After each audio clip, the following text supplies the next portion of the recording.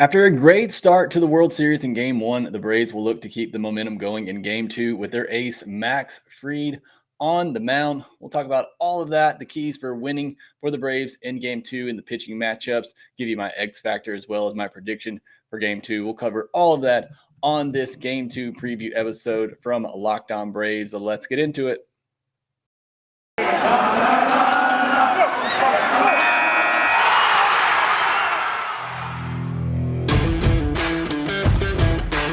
Hey, this is Stacey Gotsoulias, DC Lundberg, Ryan Finkelstein, Taylor Blake Ward, host of Locked On Yankees, Locked On Mariners, Locked On Mets, Locked On Angels, and you're listening to Locked On Braves. Locked On Braves, Locked On Braves, part of the Locked On Podcast Network.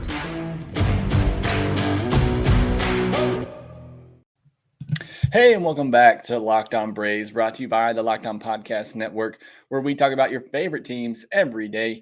I am your host, Jake Mastriani. You can follow me on Twitter at ShortstopBall. Check out my bio there to see everywhere I am covering the game of baseball, including the Braves in written form over at TomahawkTake.com. Also, make sure you follow the podcast on Twitter at LockedOn_Braves. And make sure that you are subscribed to the Locked On Braves podcast wherever you get your podcast. And please, if you're watching this on YouTube, hit that subscribe button, trying to get the YouTube page going. So please make sure that you do subscribe on YouTube. Would really appreciate it. And thanks for making Locked On Braves your first listen each and every day. We post episodes daily, 5 days a week, Monday through Friday, and we are free and available on all platforms. And I have my Game 1 post-game podcast up late last night. So if you haven't already, make sure that you go back and check that out as well. But this is Game 2 preview episode for the World Series. So let's start it off talking about Max Fried, because for me, he is the biggest key in this game. And I talked about it a lot on my post game from Game 1. The injury to Charlie Morton really hurts you in Game 2 and what you do in Game 5. Really Game 4 and Game 5, because Brian Snitker had to tax the bullpen so much to get through Game 1 after the injury that you got to figure he's going to try not to lean so heavily on those top guys. Minter, I would think, is unavailable for Game 2. Luke Jackson had to go across multiple innings. Matzik had to go across multiple innings. Neither of those guys really had to work too hard in those outings, so I would figure that both of them are available in Game 2, but still, I doubt Snitker wants to have to use them across multiple innings again, as he did in Game 1. So that's going to be the biggest key for me to watch in Game 2, is how deep can Max Fried go into this game. In my view, if he doesn't go 5 innings, I just don't think there's any way the Braves win Game 2. They have to get at least 5 innings out of him. I really think that maybe it needs to be at least 6 innings, hope for 7. With how the bullpen had to be used in Game 1, it's really important that Fried give you the length here in Game 2 to try to save that bullpen. Again, if he can't get through the 5th inning, I just don't see any way that the Braves win Game 2. He has to give you at least 5 or 6 innings and give the bullpen a chance to try to hold on to any lead that the Braves may have at that point. As you know, Max's last outing was not great against the Dodgers. In LA, had a chance to finish off that series, and he did not make it through the 5th inning. Went 4 2/3, gave up 5 runs on 8 hits and 2 walks with just 3 strikeouts in 90 pitches. Not your typical Max Fried outing. In his previous two starts before that, in the postseason, he had given up just a combined 2 earned runs over 12 innings. So, again, hopefully that last outing was just a little blip. Max Fried's been one of the best pitchers in all of baseball in the second half of this season, so certainly expect him to bounce back here in Game 2, and the Braves desperately need it. Like I said, after the bullpen usage in Game 1 of this series, they really need Max Fried to go at least 5 or 6 innings. For me, I think he needs to go 6 innings. Then you could set it up for Jackson for 1, Matzik for another, and Will Smith in the 9th. I like the way Snitker is playing these bullpen matchups, bringing in Luke Jackson for the bottom of the order, similar to what he did to the Dodgers. Unfortunately, the Dodgers lineup is so deep, as is the Astros, that Jackson wasn't able to get through the bottom of that order. But, continue to try to set it up in the 7th and 8th innings where Luke comes in more of a lower leverage situation, and you save Tyler Matzik for the top of their lineup. I think that's going to be key all series long as to when you use Matzik and make sure it's in a key spot against the top of the Astros order to get those guys out, especially Yordan Alvarez. I don't know how you get that guy out right now, but still I like Matzik's chances more often than not. So how Snitker plays that will be key. If Max Fried doesn't go deep in this game, I really don't know where Snitker goes. I mean, you're looking at Jesse Chavez possibly coming in, Chris Martin. I will say this: if Kyle Wright is going to pitch in games 4 or 5 of this series, and this game does get out of hand one way or the other, I would love to see Kyle Wright get an opportunity in game 2 just to get his feet wet in the World Series. Hasn't pitched in a while, hasn't pitched in a big league game in a while. If you're going to expect big things out of him in games 4 and 5 and try to get bulk innings out of him there, then it would be great if he gets an opportunity in game 2 here to get a couple of outs, maybe finish off an inning, give him 3 batters and get him, out of there, unless things are just going great. But either way, if you're trying to save him for games 4 or 5, you wouldn't want him going too long. But, if that situation were to present itself in this game, I would not be upset at that, having Kyle Wright get an inning, get some work in, just to get his feet wet in this series so that he's not, feeling overwhelmed if he does have to start a game later in this series, or if they do look for him to get, 2 or 3 innings later in this series. So that's something for me to watch if Max Fried doesn't get a lot of length in this game. But certainly, like I said, the biggest key in this one is Max Fried going deep. Brian Snitker certainly needs that to happen to give the Braves a chance in this game. And if he does go deep, if he does go 6 or 7 innings, I feel really good about the Braves' chances of winning game 2. Turning to the other side and looking at the Astros, they're going to be throwing Jose Urquidy in this game. Jose Urquidy been really good, was really good in the regular season, had a 3.62 ERA, 0.99 whip in the regular season. Hasn't been great. Only made 1 postseason start and was not great in that against the Red Sox.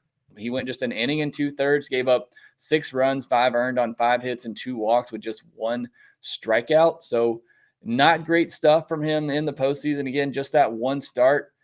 His last few starts of the regular season were just okay. He did go much deeper in those games, went 6 innings, 5 innings, 5 1/3, 6 innings in his last 4 regular season starts. So he's certainly somebody that Dusty Baker, much like Max Fried, is hoping can give him some depth. Now, the Astros didn't have to use their best relievers in game 1, so they're in much better shape there. But Dusty Baker is certainly hoping, that Urquidy can get them at least 3 or 4 innings, maybe turn it over to Christian Javier at that point, depending on how the game is going, and hope that he can get you some multiple innings as well. So, the Astros are looking for depth in this game. Framber Valdez wasn't able to get through the 3rd inning of game 1, so they did have to use a lot of their bullpen, but again, not their top guys like Javier Vázquez and Ryan Presley. So again, they still have those guys who are fresh, but still, I'm sure Dusty Baker would like to get some length, get at least 3 or 4 innings out of Urquidy. Interesting notes on Urquidy, just his pitch mix. Throws a fastball in the low to mid 90s, topping out or averaging around 93 miles per hour. Throws that fastball 55% of the time. That's very encouraging for a Braves team that hits the fastball very well. He throws a slider 20% of the time, a changeup 18% of the time, and a curveball 8% of the time. And also very interesting to note that righties hit him much better than lefties do, which is interesting because he's a right-handed pitcher. So that's something to keep an eye on in this game when you're looking at potential Braves hitters that might have a good matchup against Urquidy. None of the Braves players have previous history against Urquidy, at least not in the regular season, according to what I'm looking at on ESPN. So not a lot of familiarity there, but again, mainly a fastball, slider, changeup type pitcher. And again, throws the fastball over 50% of the time, and righties hit him very well, which I think is very good for this Braves lineup that has some right-handed mashers in it. So that's something to watch for with Jose Urquidy on the mound. How does he match up against some of the Braves' right-handed bats who can crush righties as well? And that kind of leads into my X factor for the Braves in Game 2, and that's Austin Riley. Austin Riley had some big swings in Game 1, had the double 115 miles per hour, hardest hit ball he's ever hit. He also very nearly missed a home run in that game as well. Had some bad at bats in between there, some tough strikeouts, but I think he had the chance early to jump all over Jose Urquidy.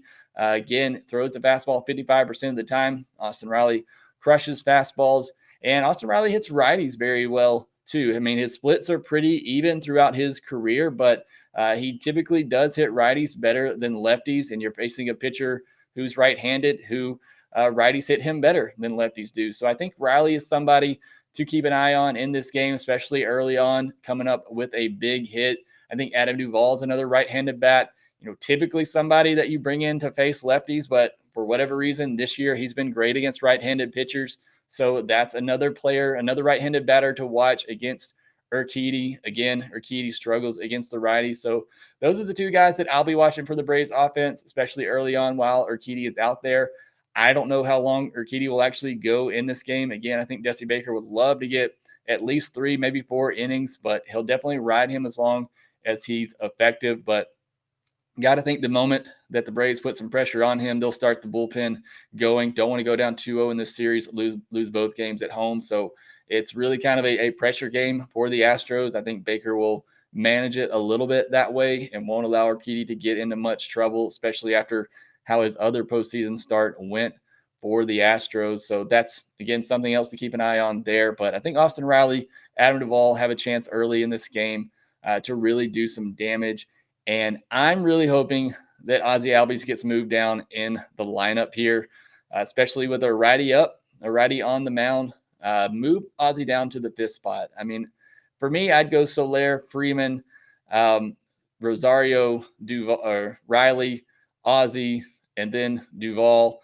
That'd be my top 6 in the order. The Astros don't have a ton of lefties in their bullpen, so I don't think you really have to worry about putting back-to-back lefties in the lineup. Everything You on could even go paper Rosario looks to be and Freddie at the top of the order. the If Atlanta you wanted Braves to, with a winning righty this starting, game. They have their ace on the mound.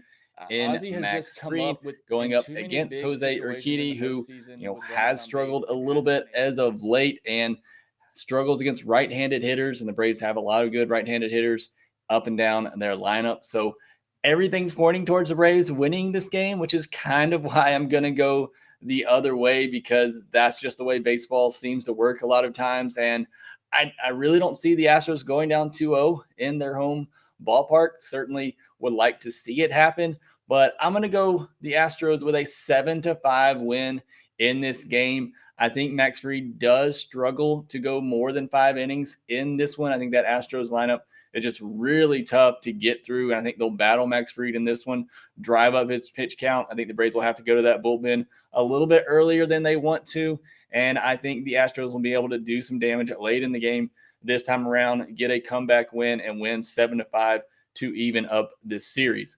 Check out Locked On Braves after Game 2, as I'll have a full breakdown of the game later tonight. So make sure that you are subscribed to Locked On Braves. Make sure you subscribe to the YouTube channel here, and I will talk to you after the game.